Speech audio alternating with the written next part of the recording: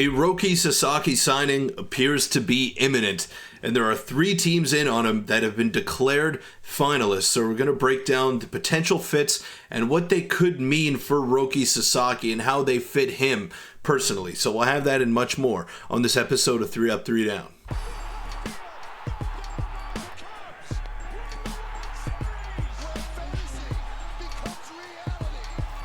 What's up, everybody? Welcome into 3 Up, 3 Down. I'm your host, Peter Vryonis, and Roki Sasaki decision day is right around the corner. At least we hope so. He has until the 23rd to sign a contract, so just about eight or so more days before that gets finalized, and there's no doubting how talented this guy truly is. He's one of the better prospects that we've ever seen come over from the NPB. 100-mile-an-hour fastball, a ridiculous splitter that falls off the table. I mean, there's no need for me to give you the scouting report on Sasaki. All you have to do is just Google his name, see a highlight reel, and you'll know how special this guy is. But make sure to hit that subscribe button, guys, because a large percentage of you who are watching these videos are not subscribed to the channel.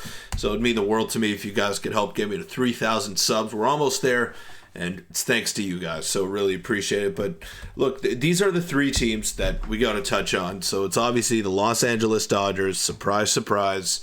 The San Diego Padres, who I'm sure are not surprising anybody by being in this race. And then the Toronto Blue Jays, which is the shocking turn of events that nobody saw coming. Now, this is not some leverage play to try and get more money by Roki Sasaki. At least we don't think it is, because that wouldn't make any sense. Then he would just be wasting his time and delaying his signature and pen to paper with a Major League Baseball organization. That's what that would be. So if you are unaware, he can't get more than a $6 million signing bonus. That is the allotted initial international pool or whatever you want to call it. And due to the fact that he's leaving the NPB a little bit early, the Japanese Baseball League, he will not be able to sign for that lucrative deal that Yoshinobu Yamamoto got last offseason when he signed with the Dodgers. So this is a much different scenario, kind of similar to the one that Shohei Ohtani experienced when he came over from the NPB early and decided to get out of his contract early with his Japanese club so he could sign with a major league team. So this is a much different scenario. I mean, he's 23 years old. He's got so many great years ahead of him. At least you'd hope so. Health willing and performance willing as well. But Sasaki, unbelievable talent, but pretty surprising that the Toronto Blue Jays are in on him. Now, let's take a look at the different optics of each situation. So the Los Angeles Dodgers, we will start with them, the team that everyone has painted as, the Japanese all-star team, pretty much, especially now with Yamamoto and Ohtani in the fold. And if you add Roki Sasaki to that, who's to say Munetaka Murakami isn't going to come over next year when he's posted? That's a realistic possibility, and one that should have other Major League Baseball organizations shaking in their boots. But the upside for Sasaki going to the Dodgers, I mean, it's a winning environment. There's no doubt about that. They just came off of a World Series victory in 5 games against the New York Yankees. He's got a couple of his buddies there in Yamamoto and Shohei Ohtani. And he's going to be insulated. He's going to have a lot of great starters around him. So the pressure to perform will not be as great right away. But the downside to that, and I'll touch on that last point, there are a ton of starters. Now, keep in mind, Roki has never eclipsed more than 130 innings in a season in the NPB. They've really been pretty safe with his innings and not wanting to overexert him, and for good reason. I mean, you want to keep him healthy. You don't want him to miss any significant time with injury, but I think he wants to be let loose, and I think he wants to be a workhorse in whichever rotation he ends up going to, whether that is the Padres, the Dodgers, the Blue Jays. Wherever he goes, I'm sure he wants to be the bell cow. He wants to be the top dog at the top of that rotation, and I'm sure he would probably be the most talented pitcher on the Los Angeles Dodgers. but I don't know if he would get all of those opportunities right out of the gate with Blake Snell, with Ohtani, with Yamamoto, with all those starters that they do have available to them. So that is the downside for me. And it's a pressure environment. He has been very open about his mental health struggles and how they truly affected him in Japan, because the media can be a little bit ruthless there.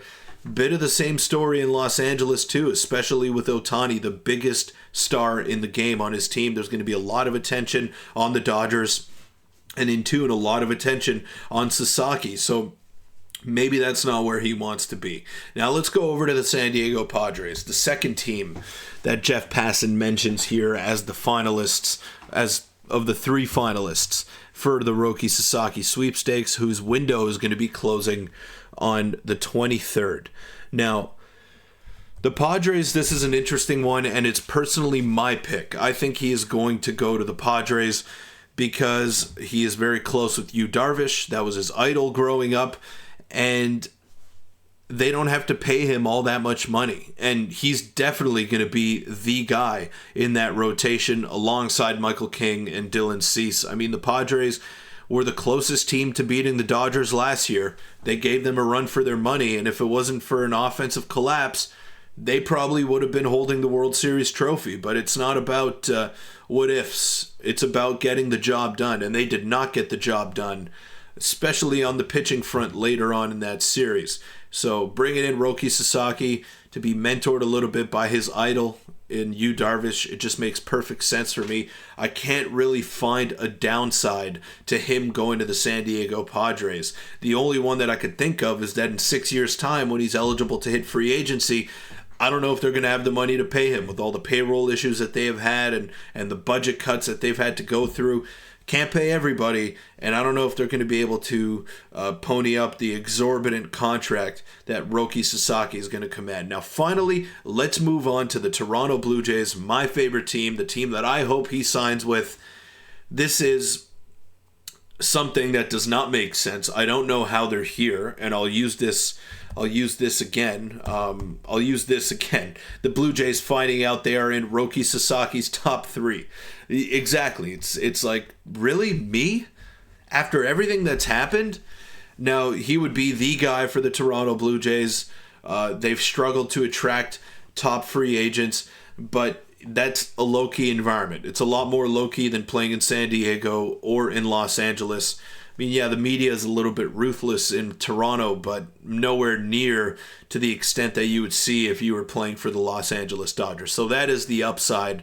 And the player development complex, it's state-of-the-art, probably the best in Major League Baseball. He really wants to prioritize his development and cashing in when he does have the chance to do so in about 6 years of service time. So that is the upside for going to the Toronto Blue Jays. The downside, they're in danger of losing Vladimir Guerrero Jr. and Bo Bichette for virtually nothing at the end of this season if they don't work out a contract extension. So that is the danger.